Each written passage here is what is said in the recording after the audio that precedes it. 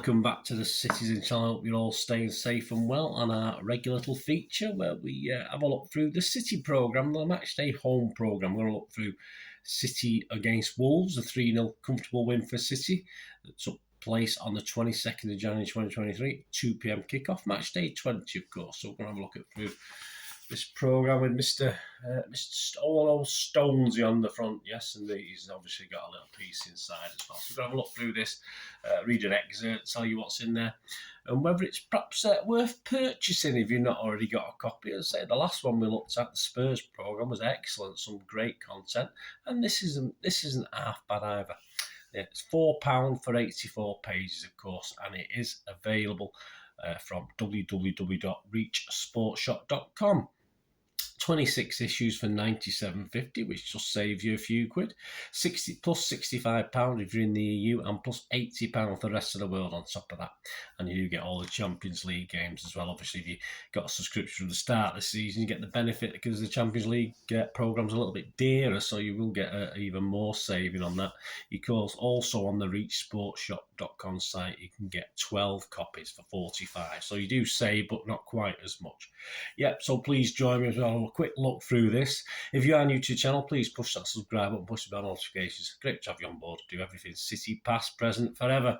And if you've been pushing buttons or you haven't because you've already done it, just push that little like button. And yeah, it made me very happy and much appreciated. It's great to have views, of course it is, but it's just nice to have little thumbs ups and likes. It just does make a difference for the effort I put in and everyone else puts in when you're watching these sort of things. So much appreciated, guys.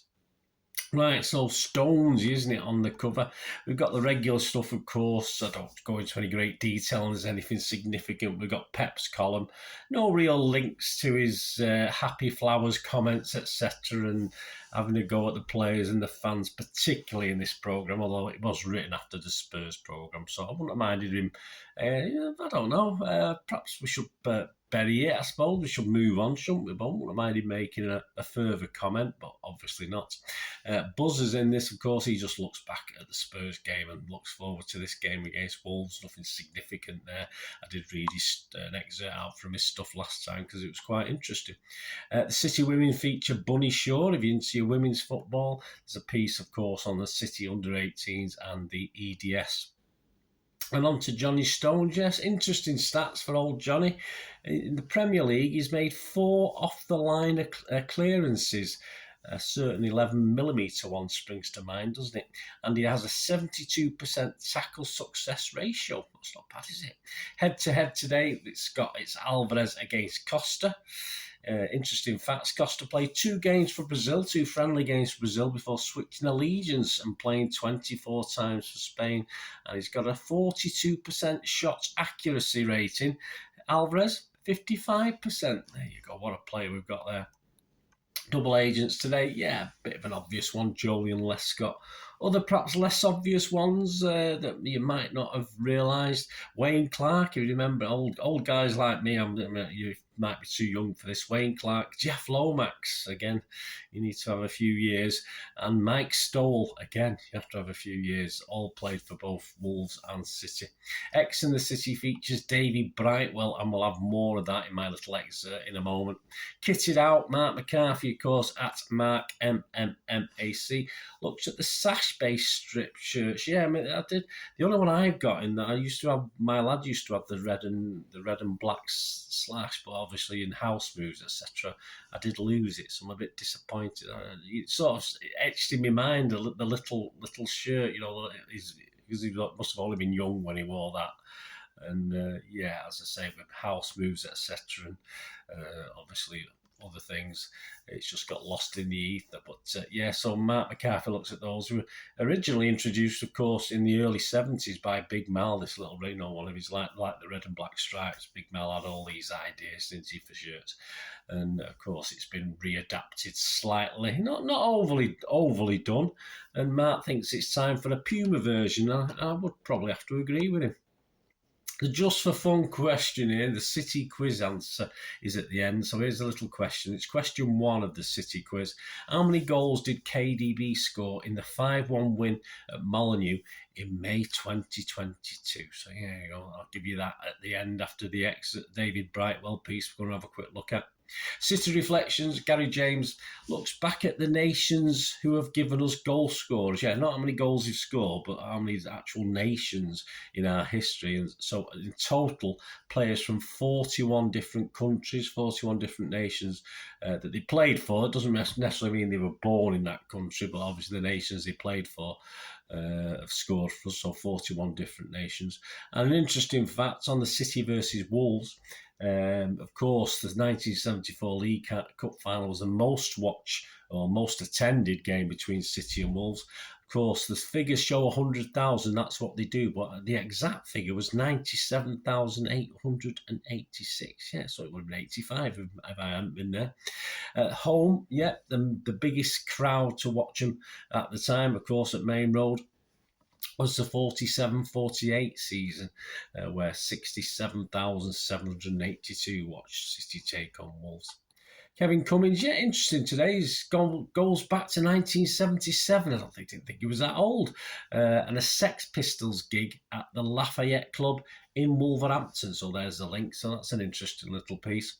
Matchmaker picks out 10 standout games for a bloke who only cost us 30 million, and most of us think he's brilliant. Of course, we're talking Edison, and he played for a club called Rio Ave, Benfica, Brazil, and of course City for those 10 games.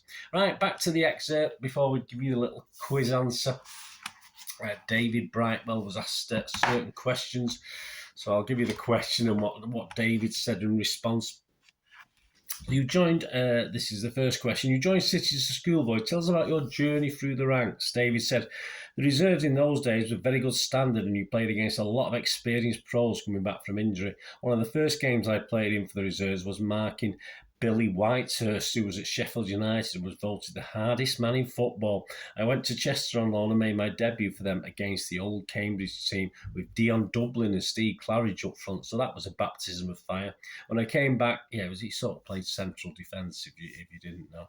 When I came back, I was involved with the first team and got on the bench for a cup tie at Port Vale with Clive Allen. I always remember that because I more than doubled my weekly wage with a win bonus and I never even got on, so the drinks were on me and Congleton that night.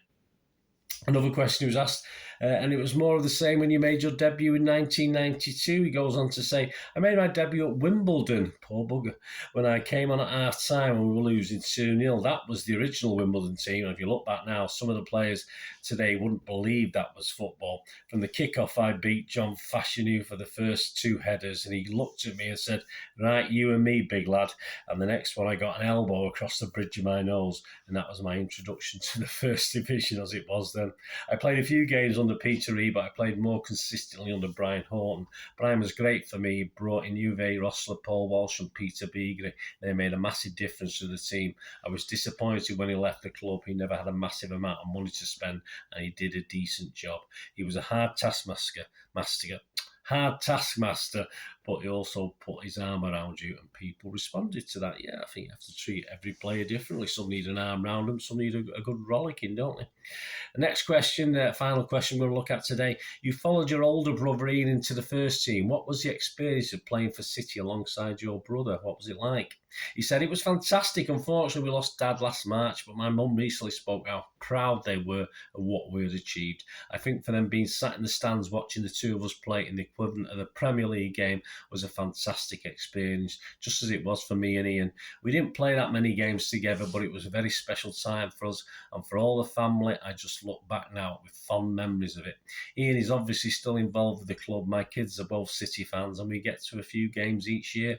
It's still a friendly club. We're welcome back with open arms and see all the old faces. You walk around, the old players are there. There is that affiliation with the club and all the stories come out. There's a special bond between the players and the club that will be there forever.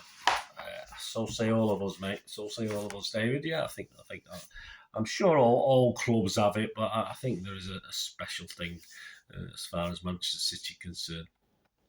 And the quiz question before we go, guys, how did you do on that one? Have you sussed it out? Yes, well, the question one in City's quiz this week in the Wolves programme was, how many goals did KDB score in the 5-1 win at Molineux in May 2022? Well, it was 4. Yeah, do you know who's got the other one? Did you sort of, no extra credit for it, but do you know who got the other one? Well, of course, it was Raheem Sterling as well. So there you go. Hope you enjoyed that. It was okay. As I said, not quite as good as the Spurs programme. Sort of some cracking stuff there, as you'd expect, with Gary James and Marc McCarthy, etc. And as I say, I always want a little bit more out of Pep and Buzzer and stuff like that. But yeah, just standard stuff again. But not a bad programme. And they are available independently as well. You can just buy it as a one-off if you want it. If you're interested in the Sex Pistols piece by Kevin Cummins, which is very, very interesting. Stuff like that. It's just £4 plus £1.50 postage from the Reach Sports Shop that I gave you early on. So get on there and you can order just buy mats. You don't have to get a big £97.50 subscription or the £45 version for 12 copies. So get on and do that. And the next home programme watch will be for the FA Cup round. Big game, of course, against Arsenal. So that should be interesting. Some FA Cup links, etc. Thanks for watching, guys. Please, until we meet again, and that's one thing, don't I? Please stay safe, Blues. Come on, City. Bye for now.